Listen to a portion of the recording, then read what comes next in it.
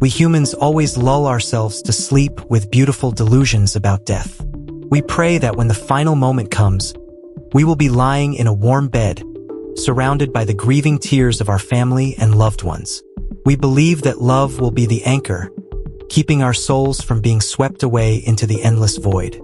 That is a sweet illusion to cover up a creature's most primal fear, the fear of being forgotten. But the SCP Foundation, they know the truth. Millions of people in this world do not have that privilege. They die in rundown apartments without anyone knowing, die under damp bridges, or die in solitary confinement cells thousands of meters underground. They pass away in absolute isolation. Do you think the worst part of dying alone is having no one by your side? No. The worst part of taking your last breath in the dark is realizing that you are truly not alone. When your ties to humanity are completely severed, when there is no one left in this world who remembers your existence, that is when the veil of reality is torn apart. Something from beyond the boundaries of the universe has caught the scent of your loneliness. It doesn't come to save you. It comes to mark what belongs to it.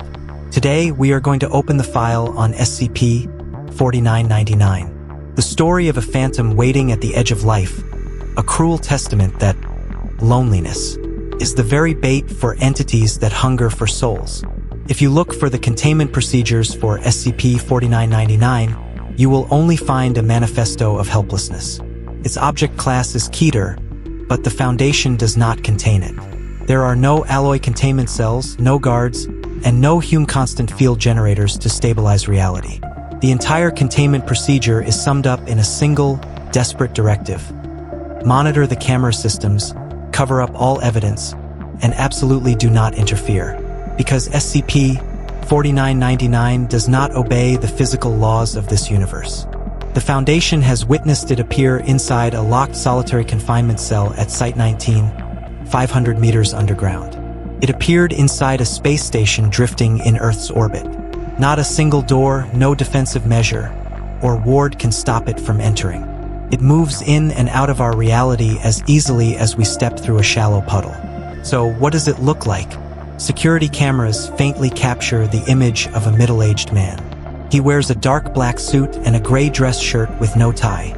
His appearance is too ordinary, absurdly ordinary, like a hastily constructed disguise so as not to instantly drive the human brain insane. But if you look closely into his eyes on the tape, you will see there is no light reflecting in them. Only a pitch-black abyss, as ancient and empty as the universe itself. SCP-4999 only appears to a single type of subject. Human beings who are less than 20 minutes away from death, completely alone, with absolutely no one around and no connection to the outside world. He targets abandoned souls. He approaches the hospital bed or the rubble where the victim lies dying. He reaches into his inner pocket and pulls out a pack of cigarettes. He lights one for himself, then offers one to the dying person. He doesn't say a single word. He just sits there silently watching. And when the victim slowly closes their eyes and takes their final breath, he holds their hand. Many of the Foundation's younger researchers mistakenly thought this was an act of mercy.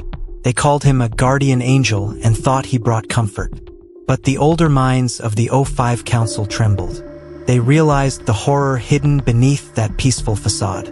SCP-4999 is not an angel, and his lighting of the cigarette and holding the hand of the dying are not acts of soothing. It is a ritual of claiming. His cigarette smoke does not belong to the mortal realm. It seeps into the decaying nervous system, paralyzing the victim's final will to resist.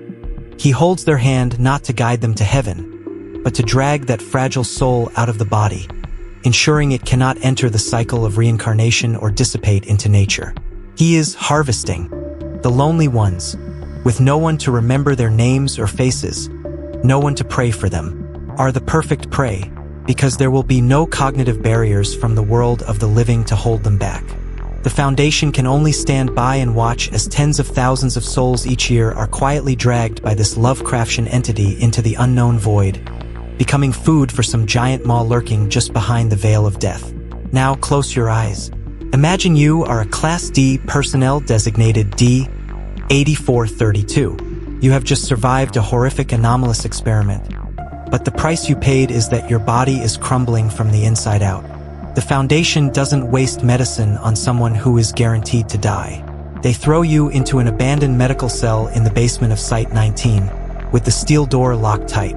There are no nurses, no cameras, and no relatives to leave your last words to. There are only dull gray concrete walls and a silence that is slowly eating away at your hearing.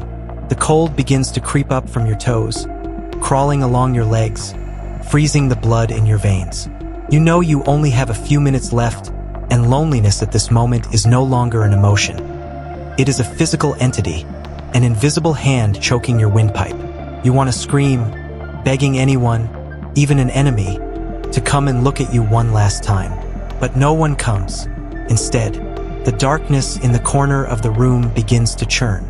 Out of the thick night, the silhouette of a man steps forward. His shoes tap against the floor, but they make no sound. Instead, they create shockwaves that slam straight into your eardrums. He pulls up a metal chair and sits down right next to your bed. He looks at you with bottomless eyes, an abyss of ancient emptiness. You want to recoil, your survival instincts screaming in alarm, but your body is paralyzed. He pulls out a cigarette, lights it, and slowly places it between your cracked, bloody lips. You are forced to inhale, and that smoke rushes straight into your torn lungs. It doesn't smell like tobacco. It smells of cosmic ash, of dead stars, and of eternal desolation. That smoke slithers into every neuron, completely severing your will to resist. All physical pain vanishes, replaced by a terrifying paralysis of the soul. You are locked inside your own corpse, and then he reaches out and grasps your freezing hand. The moment your skin touches, you realize the horrifying truth. That hand does not radiate the warmth of empathy. It is a pair of pincers, an anchor point for him to plunge straight into your soul. In those final seconds, as your vision fades, you don't see a light at the end of the tunnel. You only see his shadow expanding, engulfing reality, opening a colossal maw made of tens of thousands of voids to swallow up your final shred of consciousness. You die, no one remembers you, and you are devoured alive by the darkness. Why does SCP-4999 target those who die in solitude? The SCP Foundation paid a heavy price in unethical experiments to find the answer. And what they discovered collapsed all the philosophical foundations of humanity. The human mind does not exist independently. We are connected to one another by an invisible web of cognitive energy called the noosphere. When you lie on your deathbed, surrounded by loved ones holding your hand, crying, and calling your name, those emotions and their memories of you form an anchor. This anchor keeps your soul safe as it passes through the boundary of death, merging into the universe's collective network. But when you die alone, that anchor is severed. Your soul drifts to the outer edge of reality's protective veil, floating in the ocean of infinite space like a bloody piece of bait. And SCP-4999 is no kind gentleman. He is a cosmic scavenger. Born from the void between the stars, he prowls the edges of our reality, just waiting for souls torn away from the herd. The cigarette is the anesthetic, and the handhold is the claim of ownership. He harvests those orphaned soul fragments to feed something larger and more terrifying that slumbers in the darkness out there. But that is not even the worst part, as the escalation of this catastrophe is happening right before our eyes, and no containment procedure can stop it. Look at our world right now. Crowded megacities, yet people have never been more alone. The rate of people living alone, dying of old age in locked apartments, only to be discovered months later, is increasing exponentially every year. The fracturing of relationships, social alienation. It's all creating a massive feast for SCP-4999. The Foundation's tracking charts show that the frequency of SCP-4999's appearances has spiked by 400% over the last 2 decades. He is no longer just a patient predator. There are chilling theories deep in the O5 Council's basement suggesting that SCP-4999 itself is interfering with human cognition. He is sowing depression and alienation, pushing us to isolate ourselves from one another. He is turning the entire Earth into a factory farm, where the sheep voluntarily separate themselves from the flock to wait for the hunter in the black suit to find them. The Foundation cannot stop him because they cannot force humans to love each other. We are handing our own souls over to the abyss. We spend our entire lives building walls to protect ourselves. We install cameras, bolt multiple locks, and lock ourselves inside enclosed safe rooms to escape the cruelty of the outside world. We crave privacy and treat solitude as an absolute safe zone. But SCP-4999 proves a bone-chilling paradox. The higher the walls you build, the more you isolate yourself from the herd. And no wild beast fears a prey that locks itself in a cage. Try looking around your room right now. You are watching this video alone, aren't you, with the bedroom door shut tight? The outside world is fast asleep or busy with its own grind. No one is paying attention to you. Now, let's pose a hypothetical. If, in this exact split second, a blood vessel in your brain were to suddenly rupture, or your heart stopped beating from a silent heart attack, you collapse to the floor. You cannot call for help. How long would it take for someone to find you? An hour, a day, or a week later, when the smell of death begins to rise? In that empty span of time, as your life slowly slips from your body and the darkness begins to close over your eyes, will you start to smell the faint scent of cigarette smoke wafting from the corner of the room?